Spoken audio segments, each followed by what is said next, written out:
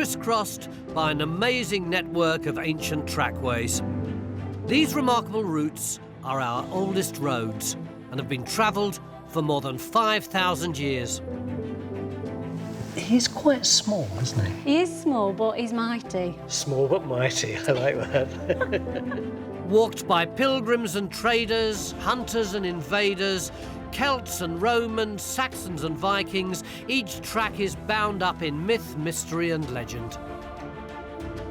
Of all the archaeological finds I've come across, when I heard about it, my jaw actually dropped. I'm on a quest to connect the clues and rediscover the stories hidden among Britain's ancient pathways. I want to find out what it is that tempts today's travellers to go back in time and rediscover these mystic tracks. Do you reckon that's the North Star? Not the brightest star in the sky, but it's probably one of the most useful. It's a bit like me. Smell a leather, you can still smell it. 1900-year-old leather, isn't that absolutely amazing? This week, I've come to Dartmoor in Devon to walk the ancient routes that connect Christianity and paganism through centuries-old stories of sacred sites, extraordinary stones, and literature's most notorious hound. These are the paths our ancestors once followed, the ancient tracks that we in Britain can still walk today.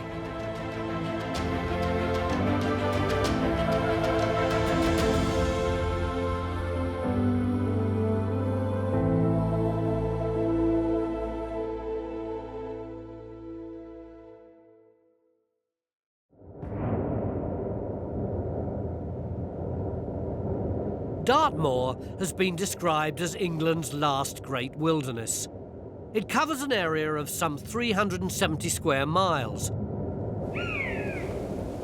Mankind has lived on Dartmoor since the Stone Age, and over time has left an indelible mark on this exposed landscape.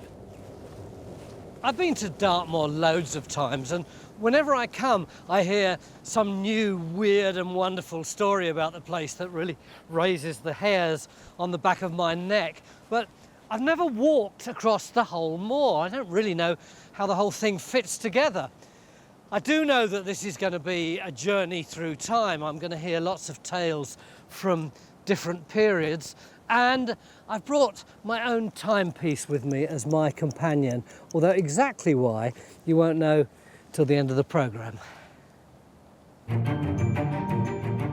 Across Dartmoor is a network of ancient trackways, shrouded in history and mystery.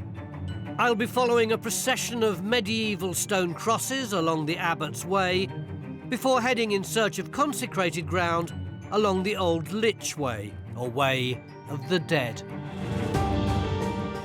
Along my journey, I'll retrace the footsteps of Britain's greatest detective, plunge the depths of a bottomless lake, and come face to face with a fantastical array of four-legged beasts.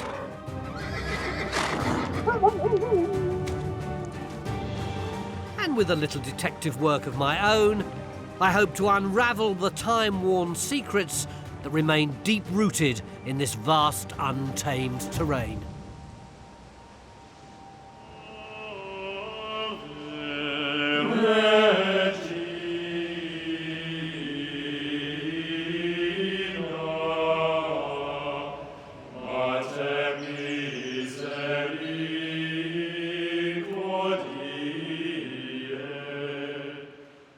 My journey begins at Buckfast Abbey on the edge of Dartmoor.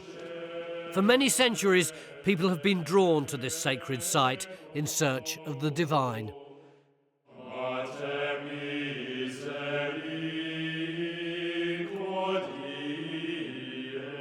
Buckfast Abbey was mentioned in the 11th century Domesday Book, and in 2018 will be 1,000 years old. Its fortunes have ebbed and flowed through the years, from wielding great power over medieval pagan societies to its devastating 16th century demise after Henry VIII's dissolution of the monasteries. Then in 1852, French monks who had been exiled from their own monastery came here to what was then a deserted, ruined and flattened ancient monastic site. And after a lot of hard work and inspiration, they created this moorland sanctuary. For these 19th century monks, recultivating this abandoned land was essential. And today's monks are equally self-sustaining. Religion, it seems, has prospered here by harnessing the natural world. The monks' very survival has depended on it.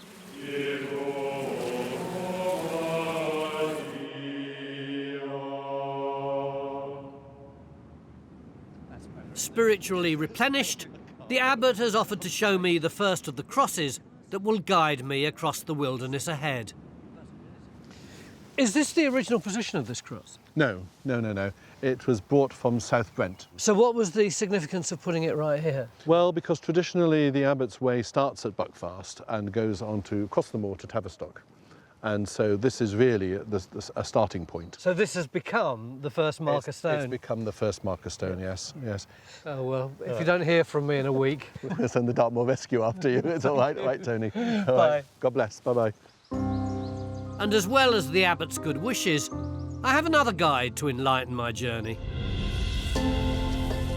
There's a little book from about 1935 which gives a really nice picture of what it would have been like travelling along this road. It's called the Abbot's Way. It was priced at sixpence, and it says, for several hundred years, this thoroughfare witnessed colourful pageantry of medieval life.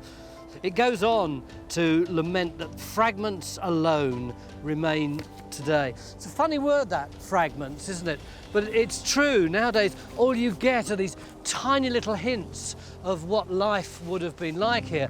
And it's up to us to use our detective work to pull them back together.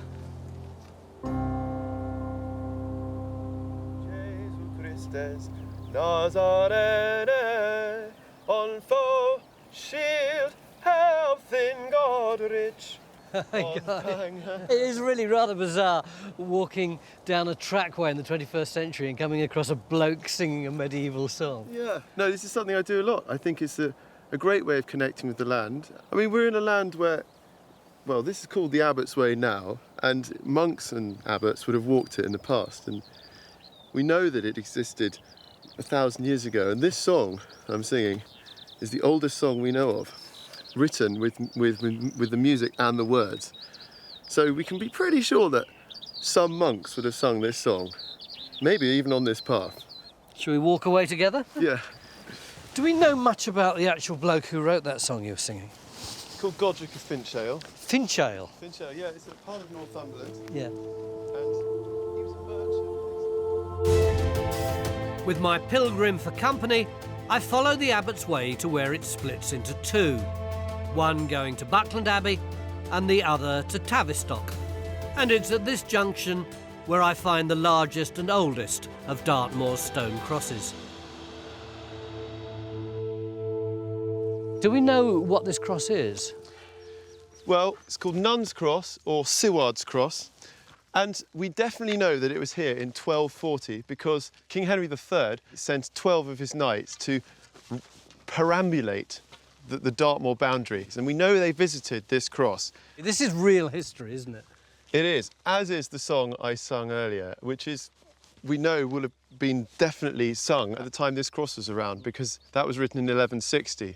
Just before this, we have record of this cross. So it's a great joy to be able to sing it here and connect the two. Yeah, you serenade it and I'll Thanks, head Tony. off up the hill. Lovely to meet you. And Thank you. Bye. Sainte Maria, Virgine, Mode Jesu Christus, Nazarene. My singing pilgrim makes me think of the first of Dartmoor's many cautionary folk tales. As the moor rises gently to a high ridge, I'm climbing one of three hills here, this one known as Piper's Hill. way over there, can you see that mound of stones? That's on top of the second one, and the third one is that little one there with the tree there. And these mounds are supposed to be pipers who are frozen for all eternity as a punishment. And what did they do wrong?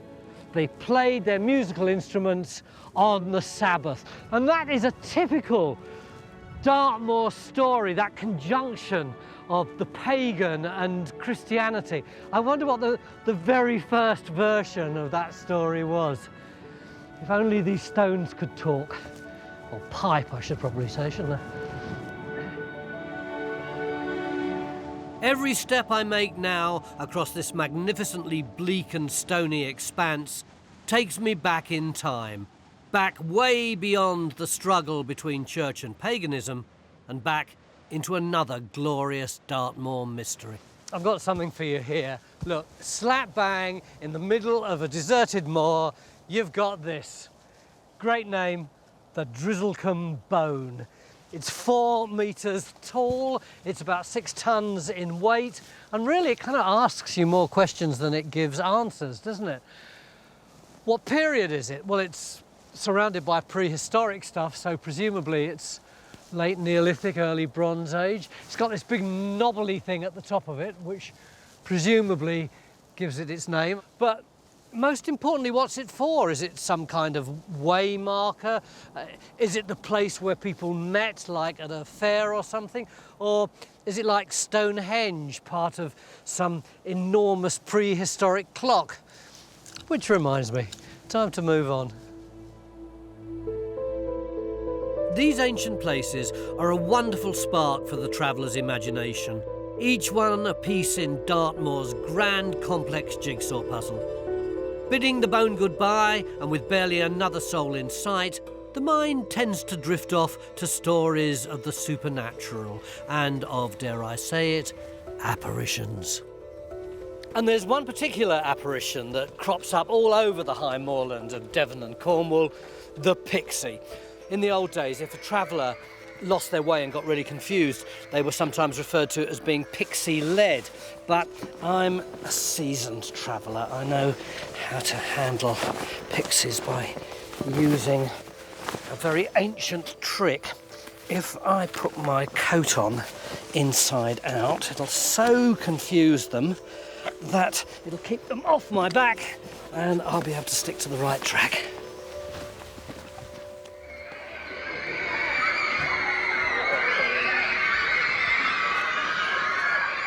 Every year, the nearby town of Ottery St Mary is invaded by hordes of local children dressed as impish elves to mark Pixie Day.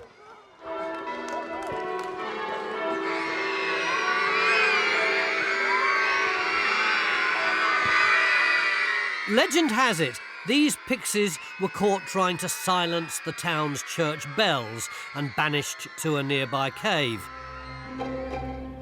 I think these pixies are a force to be reckoned with. I'd better find their cave and pay my respects.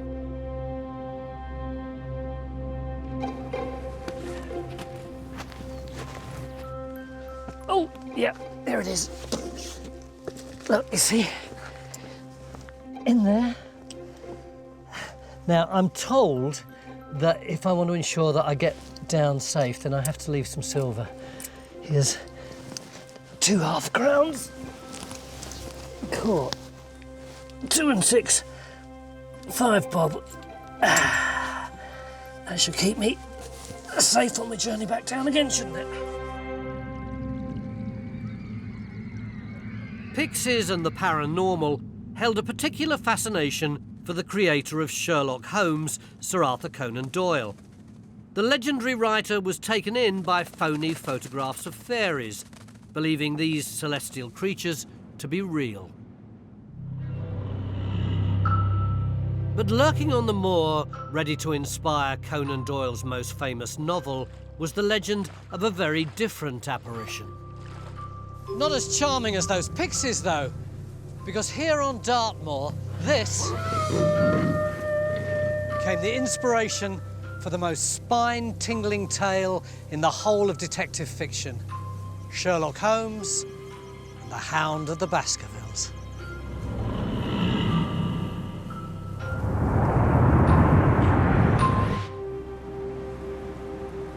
ancient Abbot's Way across Dartmoor is a landscape steeped in centuries-old myths and legends, and a location that inspired one of our most iconic literary masterpieces. The Hound of the Baskervilles, Sir Arthur Conan Doyle's love letter to Dartmoor and all its mysteries. They reckon that when he came here in 1901 to recce the place, he used to walk up to 18 miles a day in order to find suitable locations for his terrible tale. The plot of this complex murder mystery attributes the sudden death of the wealthy Sir Charles Baskerville to a family curse involving a supernatural hound. Dartmoor had provided the inspiration, cast and backdrop for this beastly apparition. And the Hound of the Baskervilles also marked the resurrection of the legendary detective Sherlock Holmes. Conan Doyle had killed off Holmes 8 years earlier, but the celebrated sleuth simply couldn't be left out of such a ripping yarn. The inspiration for the Hound of the Baskervilles' most blood-curdling scene is just a short walk off the Abbot's Way in Dartmoor's most dangerous bog.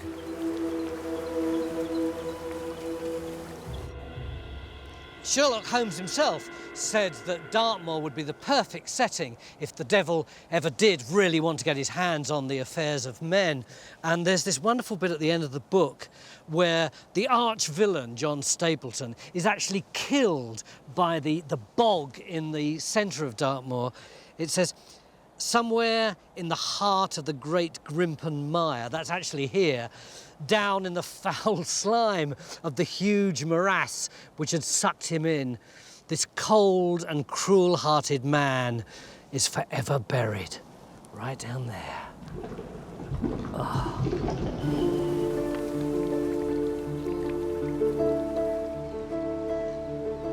For pilgrim travellers, straying from the safety of the path and onto this wild, untamed bog was fraught with danger, just as deviating from the Christian to the occult was seen by many as a step too far. But remarkably, it was this very path that Conan Doyle himself chose to travel. I'm intrigued to find why the writer was so fascinated with Victorian spiritualism. It's so bizarre, isn't it? On one hand, you've got this kind of man who invents fictional CSI, and yet, on the other hand, he was prepared to countenance stuff which nowadays we would think of as weird and a bit daft. It does seem like a contradiction to us now, and I think we very much parcel these apart. But in the 19th century, believers thought that they had discovered a scientific religion. And he said, I believe it because I've seen it. If I have to go back to believing in things that I haven't seen, I might as well go back to the old religions. When I talk on this subject, I'm not talking about what I believe. I'm not talking about what I think. I'm talking about what I know.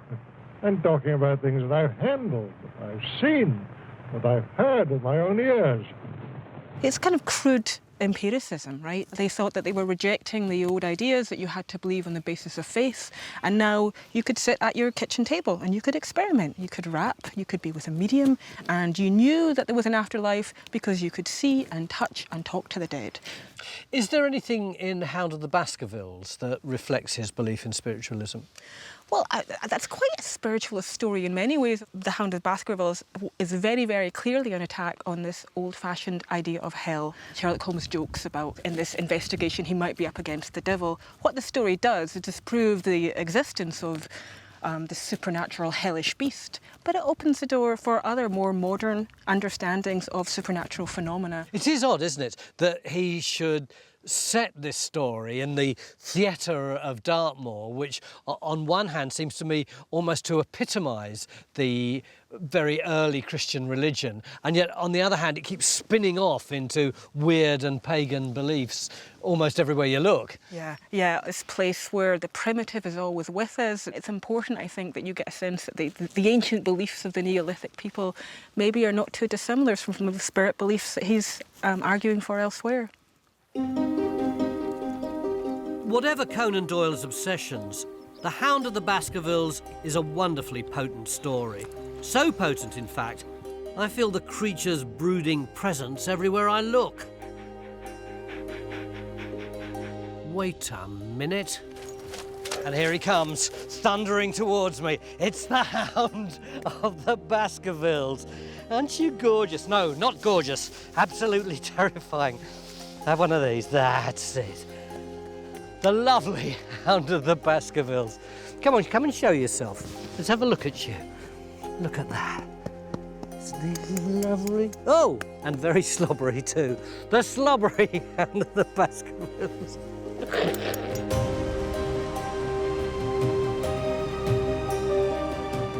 I promised you four-legged creatures on my wander through this formidable terrain. But none say Dartmoor more than these iconic ponies. Running untethered across the moors, I truly feel I'm intruding on their turf, a visitor on their land. But what I want to know is how far back these beautiful creatures have adorned the wild Dartmoor landscape.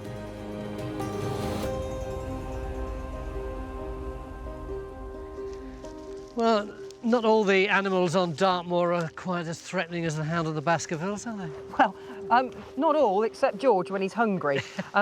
These are Dartmoor ponies, and they're renowned for their fantastic temperament, being children's riding ponies. But, of course, they have a long history connected to Dartmoor. I suppose in the old days they would have been working horses, wouldn't they? Yeah, I mean, if you go right the way back through history, they were used in tin mining. You know, this is the old-fashioned quad bike, isn't it? Yeah. You know, this is the proper quad bike. She so wants to walk on, but there is one question that I want to ask. Don't be impatient before we go, which is, do we know that there were little ponies on Dartmoor a long time ago, like in the Bronze Age? Well, we do. Isn't that amazing? Prehistory, and we have proof, because in the 1970s, there was a archaeological dig carried out on Shaugh Moor on the other side of Dartmoor, and from seed samples that were taken, they actually found some hoof prints, and they were similar size to a Dartmoor pony's feet. So yes, we had cattle, sheep and ponies on Dartmoor 3,500 years ago. We've got the answer to the question now. Do you want to walk on? Come on then.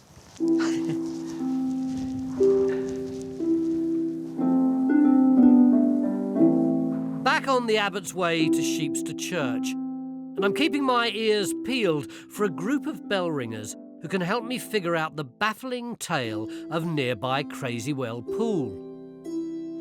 You see, Dartmoor has no natural lakes, so I think getting to the bottom of this aquatic conundrum might not be as easy as it seems.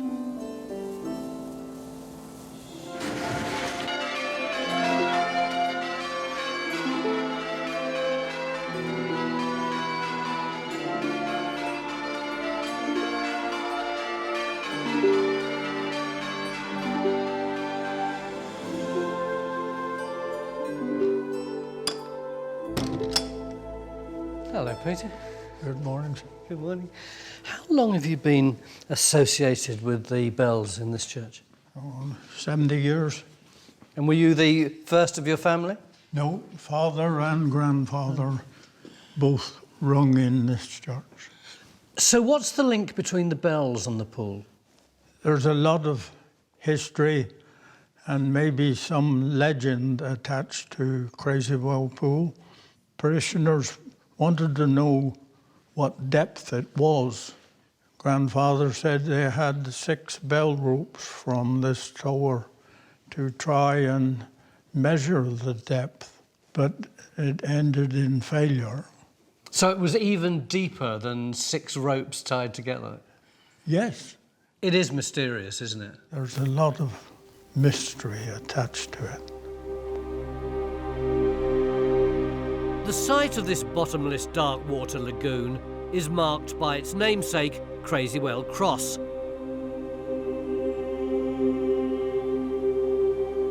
This lake is so well hidden that when it's approached from the open heath, it only reveals itself at the last moment. There it is. Imagine a long bell rope dropping into that at 100 feet, 200 feet, 300 feet. They still haven't got to the bottom. 360. They've run out of rope, and still it goes down and down, infinitely deep.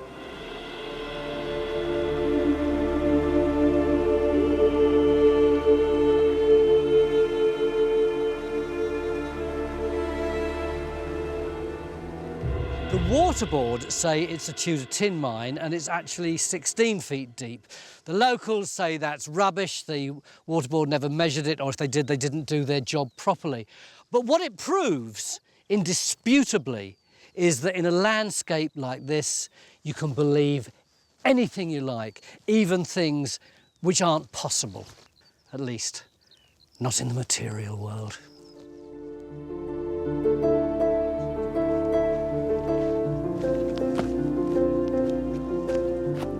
The Hound, the Pixies, the occult leanings of Conan Doyle. I've certainly encountered more than my fair share of Dartmoor's superstitions, but even greater mysteries lie along the Abbot's Way. Up ahead, I'll become spellbound by an ancient witch and find out who won the battle between a vicar and a savage beast.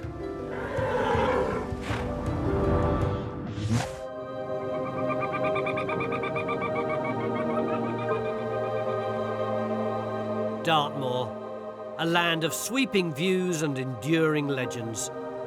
And as I follow the primitive tracks across this epic landscape, I'm continually drawn back in time by exhilarating vistas that fuel the imagination. Then suddenly, appearing like a mirage, I'm halted by the sight of something actually very real. Somewhere where serving time comes with the territory. Surrounded by unrelenting wilderness, you could call it Britain's Alcatraz. And I, for one, am more than happy to keep my distance.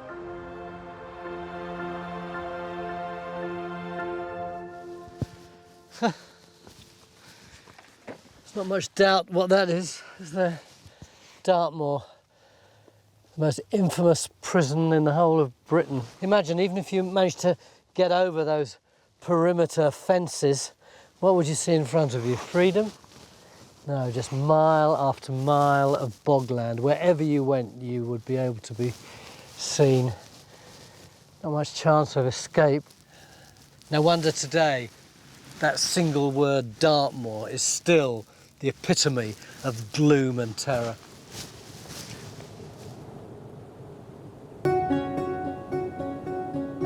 For Dartmoor's prisoners, time must have moved very slowly. But not for me, as the constant tick-tick-ticking tells me it's time I travelled on. Or travelled back, I should say. Back in time beyond recorded history. Back thousands of years, in fact. This is Merivale, one of Dartmoor's most significant Bronze Age settlements.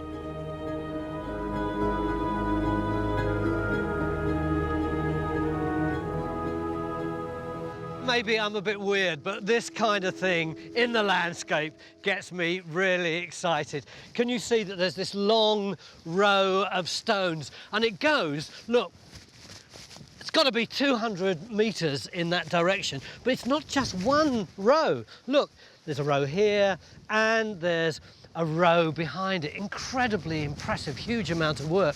And if that wasn't enough, look, you've got exactly the same here, the twin rows of stones, absolutely parallel to the first row. And thirdly, we've got some bloke who appears to be committing what looks like the worst archaeological crime imaginable. Is that a sander? It's not a sander, it's a scanner.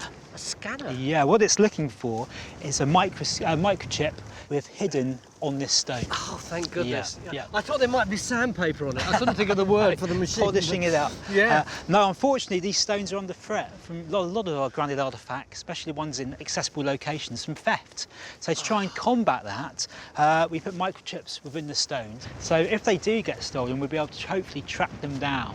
So you put in a little chip like you would in case you've got dog got Exactly the same technology. It's the same type of microchip. That is ridiculous. Why would people nick these? They're thousands of years years old. They're irreplaceable. It's just so brutally stupid, isn't it? Yeah. Well, what do you think they originally were? I think these monuments are very complex. They're associated with the landscape views, their setting in the landscape as well, and the burial mounds just behind us. We've got a stone circle and other cairns in this area. I think we've got to kind of approach them like a medieval church. It could have been a processional way up to venerate the ancestors in the cairn, or it could have been venerating the landscape. It could have been a territorial marker. So many different uses probably occurred at these monuments. So in an odd way, not that far removed from all the Christian crosses that I've seen throughout here. I'm not going to say anything else. I just think this place is so wonderful. I'm just going to wander around, have a look at it. Okay, nice to meet you. Cheers. Whatever the reasons behind these stone rows, archaeologists believe a prehistoric community thrived in Merivale in what would have been a much warmer climate. It's difficult to imagine now, but this moorland was once abundant with luscious forests and animal prey.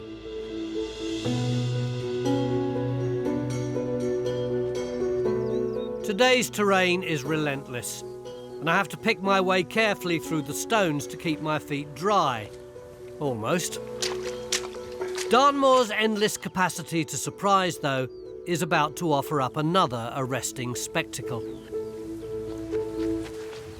I've just come off my path a bit. There's the Abbot's Way going all along the top of those hills there. And suddenly it's boggy morass and I'm soaking wet, almost up to my knees now. But the reason that I came here was, I can't go any further than this, but I wanted to show you that. That little tour thing is called the Sphinx. And just like its statuesque namesake, this remarkable rocky formation attracted Victorian travellers, keen to see, and as this Victorian picture shows, photograph the Sphinx for themselves. But Liz, you don't call it the Sphinx, do you? I certainly don't, no. That's known as Vixen Tor. I think the Sphinx is a relatively modern name. It's been known as Vixen Tor for hundreds, thousands of years. Who was the Vixen? Well, the Vixen, that is the notorious witch of Vixen Tor. Called? Vixana. Vixana? Vixana the witch. What did she do?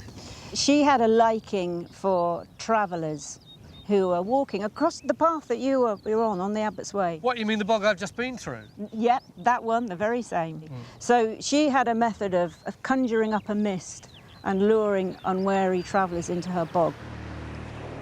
When she caught sight of them, she would clap her hands and cackle with delight and pull down the mist. So the traveller was suddenly enveloped in this swirling, mysterious mist, became scared, and before they knew it, they were sinking deeper and deeper and deeper into Vixen Tor Mire. And she'd leap off the tor, fly over on her broomstick, where the fingers of the traveller would just be seen sinking into the bog. And before they disappeared, she'd snap them off one by one. Snap, snap, snap, snap, and suck out the insides before running back up to the tor. It's a great story. I could listen to that all day. There's another thing about this environment that really impresses me, and that's the sense of time here. You go off, you've been walking for a couple of hours, but actually you've got no idea how long you've been walking. Do you find that? Oh, absolutely. Time disappears. I think it's one of the other magics of the moor. Time stands still. It has no meaning. Well, unfortunately, time does still have meaning for me. I've got to get on. Anyway, very nice to talk to you. Yep. If you hear a scream in the next quarter of an hour, you'll know what's happened. Thanks a lot. Bye. Bye. Vixana sounds like a right horror story. Almost on the outskirts of Tavistock now. If I were a medieval pilgrim, I think I'd be ready for another sign that I'm on the right path.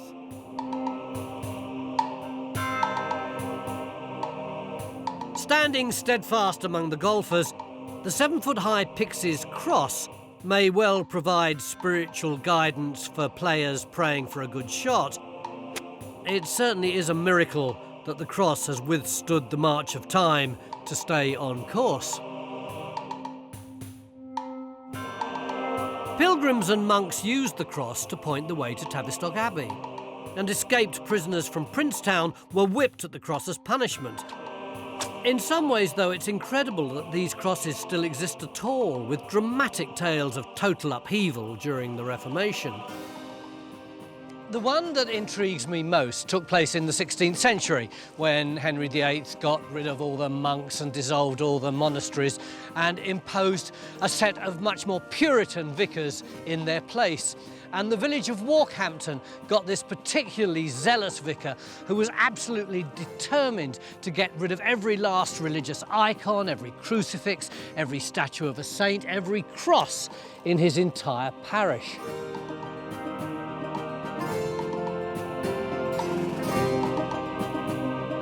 When he found out about the Pixies' cross, he instructed his parishioners to destroy the offending granite emblem.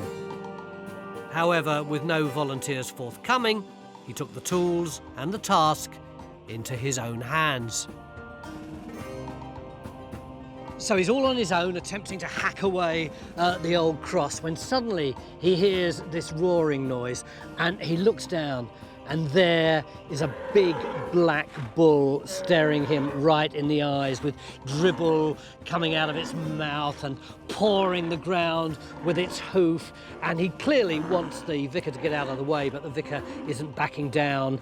And the vicar stares at the bull, and the bull stares at the vicar, and the vicar stares at the bull, and the bull stares at the vicar. And eventually it's night, and neither of them are going to back down. And eventually, next morning, all the villagers are gathered round, and there's still this standoff until finally they manage to extract a promise from the vicar that he won't destroy the cross, and they lead the bull away.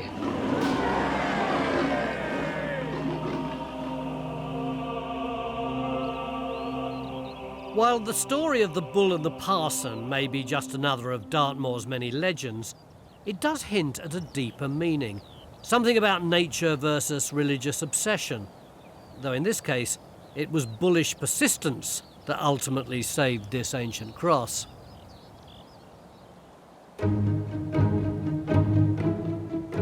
My walk across Dartmoor may not yet be complete, but the final ticking of the clock is looming as I follow the old Lichway, or the way of the dead.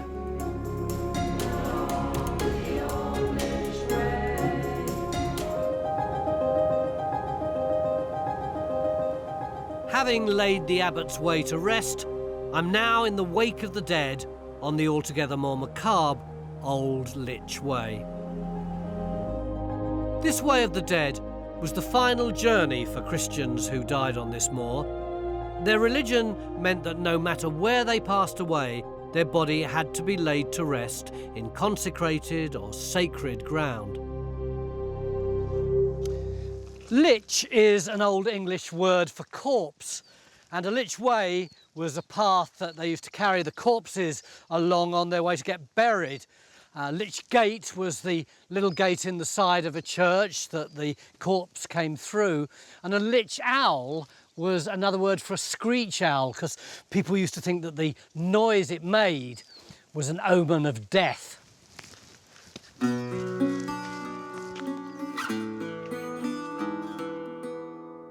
They'll lift me up and lay me down, gently down, till I reach consecrated ground along the old Lichway. En route, I encounter folk singer Steve Knightley, who weaves this path's rather mournful undertaking into beautifully evocative verse.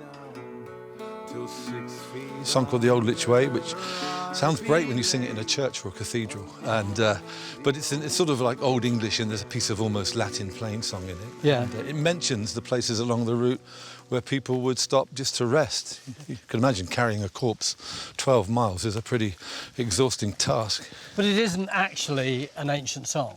No, it's not an ancient song, but it's very much in that style, you know, it's very much in that sort of timeless folk style, if you like.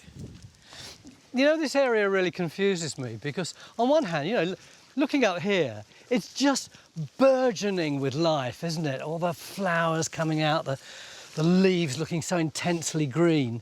And yet, this is actually a way of death. You imagine what it's like in midwinter here when you're carrying your nearest and dearest 12 miles. Lichford is that way to the west. It would have been the most extraordinary, I mean, a tragic way of taking your loved ones to be buried.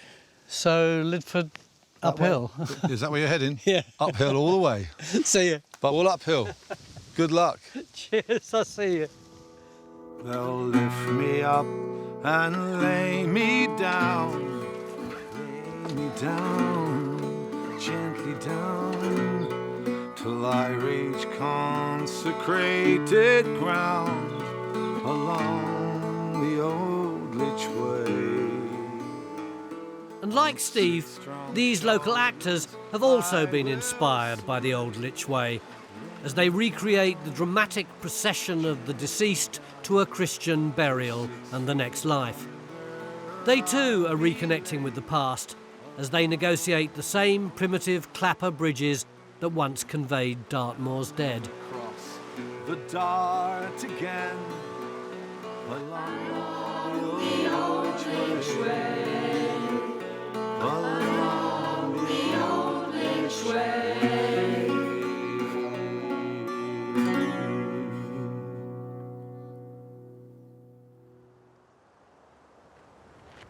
It's compelling to think of the ebb and flow of generations of human settlement in a place so enduring as Dartmoor.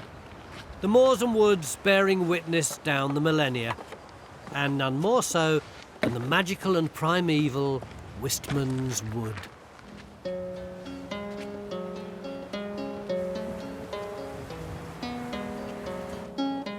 The name Dart, as in Dartmoor, is said to derive from Derwent, the ancient name for oak trees.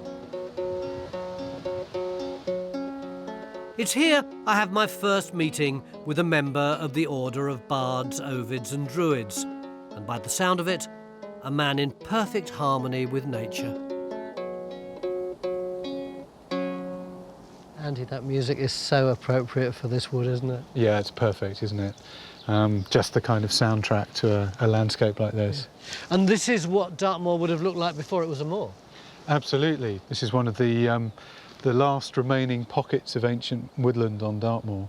And yeah, once the whole of Dartmoor would have been forest like this. So really, when we look out over the wild expanse of Dartmoor, we're looking at the ruins of an ancient wildwood. Are there any particular stories or folk tales that tie in this area with Druids or Druidism? We know from Roman sources that the Druids worshipped in sacred groves, and here we are in a sacred grove, and this would have been a bit of woodland in the Iron Age, so who knows, maybe there would have been Druids performing their rites here on a full moon. Well, certainly on an evening like this, it feels as though they're still here, doesn't it? Yeah, well... And indeed one is! I am. Good to meet you. Yeah, you too. Safe travels. Bye. Enjoy your pilgrimage. Thank you. Time is almost at an end, as my path along the old Lichway reaches the church of St Petrox.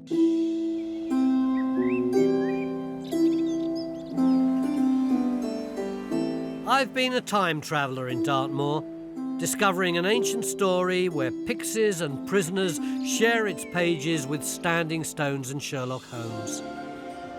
And here we are, the final resting place on this historic path, along my journey through time to a place where time itself is written in stone.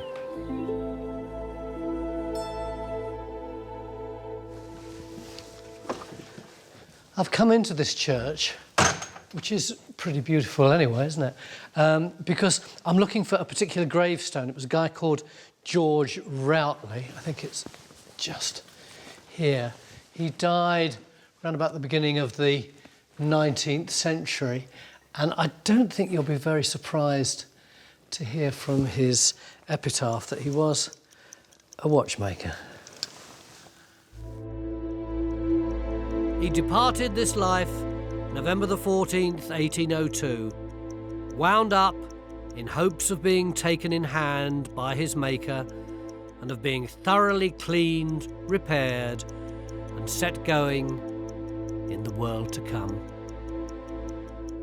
What a creative way to end your days, from someone whose craft marked the very essence of life. And on that timely note, my pilgrimage has come to an end. Well, I've finally achieved my ambition. I've walked all the way across Dartmoor, and I think it's quite appropriate that I should have finished talking about a watchmaker, because in many ways Dartmoor is frozen in time, isn't it? With little flashbacks in stone and in words. We've had literary stories, old wives' tales, tales in song, tales about the moor itself. It is an extraordinary landscape. And personally, what I like most about it is the fact that even in the second decade of the 21st century, it's still pretty much untamed.